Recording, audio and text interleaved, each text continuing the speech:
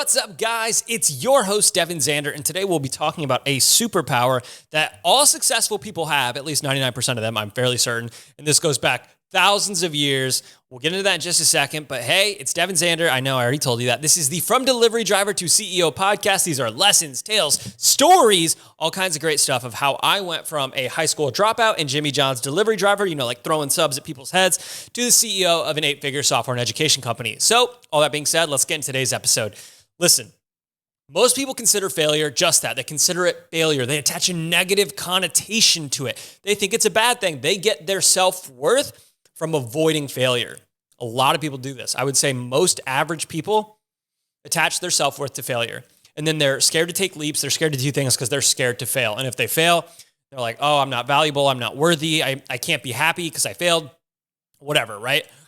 However, what if I told you that, this is incorrect? This is the incorrect way of thinking because failure is in fact a good thing. And failure, not only is it a good thing, it is a key to two different things. It is key to success and it is also a key to happiness. And it all starts with that little superpower, we're coming full circle, that has been around for thousands and thousands of years that all successful people share. They all share the superpower and it's called the ability to have perspective.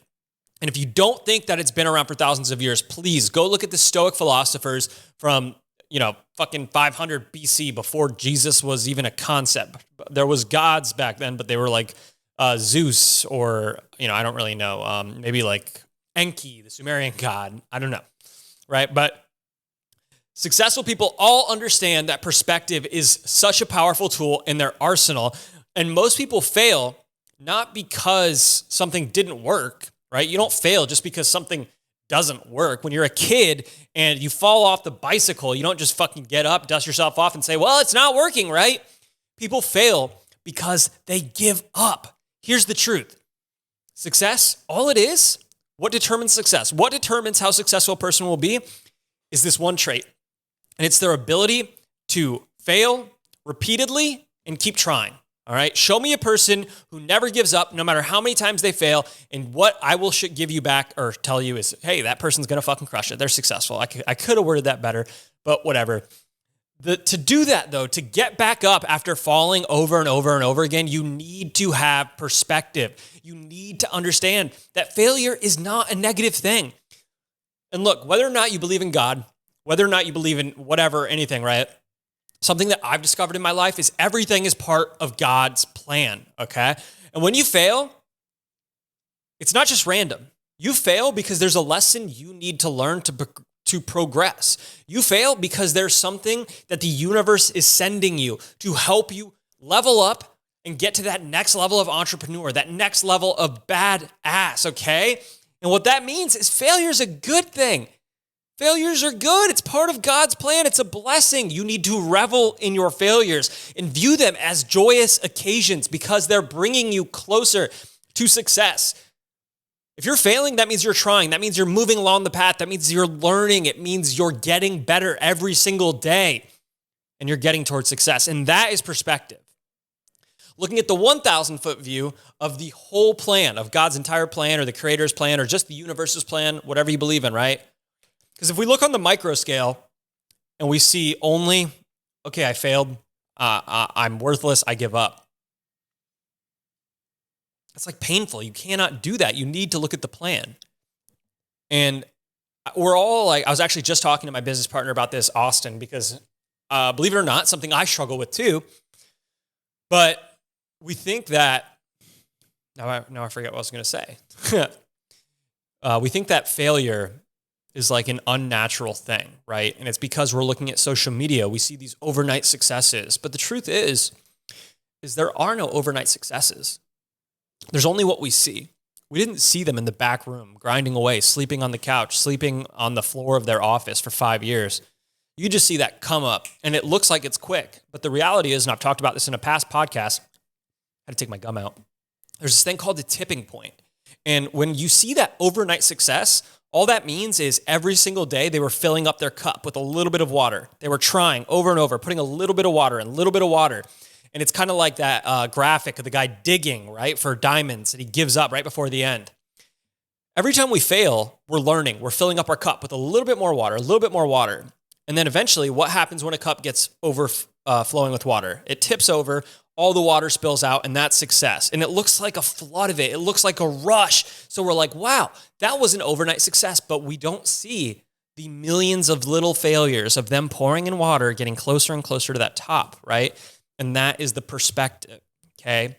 We need to view these failures as learning experience. We need to view them as opportunities to grow, to level up, and to be the best versions of ourselves. We need to find a way to enjoy failure. And when you start viewing failure as a learning experience, when you start viewing it as you actually getting closer to your goal, business becomes so much easier. It becomes fun. You become happy when you fail because you're like, yeah, I'm on the right track, okay? And look, the only way to become stronger is to fail. There's like a quote in here. Let's see. I've been learning a little bit. Let me see if I can find it real quick. Feel blessed to experience failure. Cherish it. You're growing. Don't quit. Boom. Absolutely huge. And now I want you to understand something. Failure is not our goal. All right. Obviously, we're not here to fail. We want to succeed. We want to make a bunch of money, but it's a natural part of building a business. It's a natural part of doing anything. This is nature. We cannot fight nature. People have been trying to fight nature for millions of years. It just doesn't work. All right. You know, I know you'll be like, oh, but science, nature, whatever. Okay. I don't care. Failure is a part of the journey.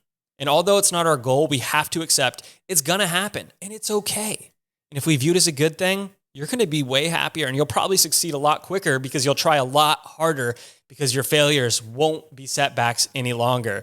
Okay. And the truth is failures, as you grow, as you get bigger, they're going to happen more. There's going to be more and more fires to put out the bigger you get. Sometimes I think about when it was just me in this business and it was easy and I was just sitting by myself in my house working every day.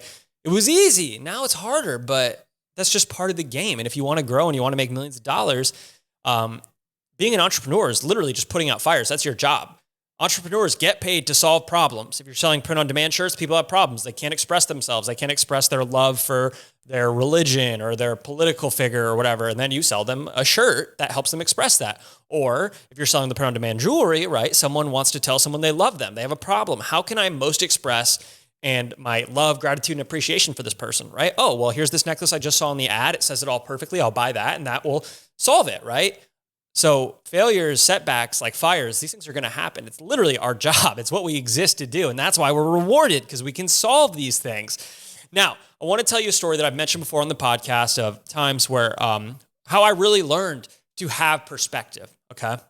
It's a story of how I got scammed out of $50,000. It happened about 9 years ago when I was a fledgling entrepreneur and I only had, this was a huge chunk of money to me. I thought my life was over.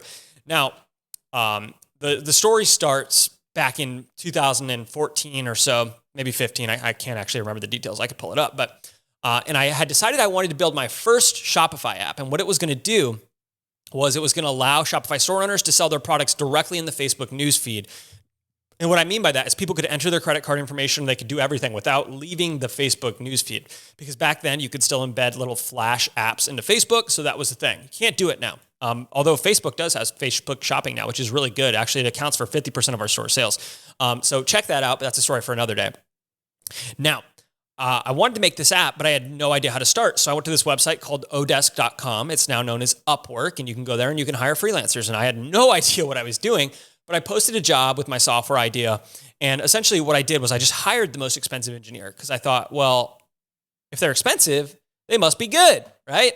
And I didn't know anything about like stacks. I didn't know about front-end development, back-end development, database, like literally anything that goes into software development. I knew nothing. I was as green as they come. I was what people would call in the scam industry or whatever, an easy mark, an easy target, right? So anyways, I hired this guy. He was from Russia. And he was like, yeah, we can get it done in like 2 months. It'll cost this much, blah, blah, blah, blah, blah, right? You can probably see where the story's going. Obviously, I was in way over my head. I had no idea how to hire a software engineer. I had no idea what I was doing. How am I going to grade his work? How am I going to know he's doing anything? Oh, I don't know. Let's find out. Let's continue the story. So, he gets going. We talk about the project for a few days. We do some video calls. And I feel like we have a pretty good handle of where we're going, what we want to do. 2 weeks go by. I'm like, hey, you got anything to show me? He's like, no, I'll have something to show you soon. And I'm like, okay, sounds great. 2 weeks more go by. I'm like, hey, I'd really like to see something right now.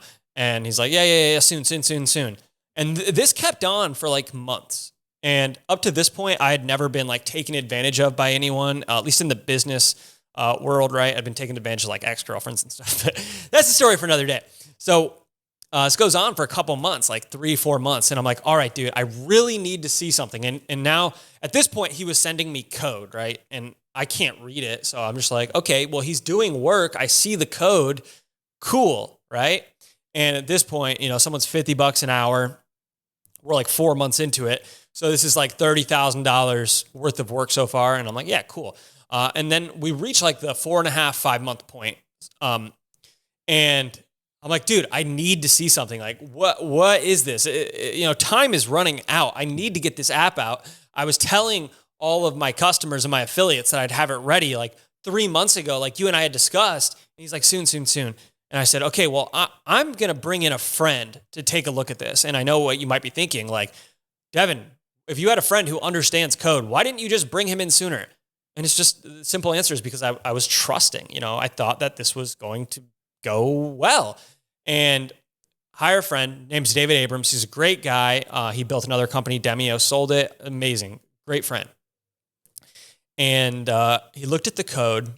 And by the way, it took the developer like 2 weeks to send him the code. He kept saying, soon, I'll send it to you soon. I'll send it to you soon. Should have been a red flag. I mean, it was at this point. I was obviously pretty fucking angry.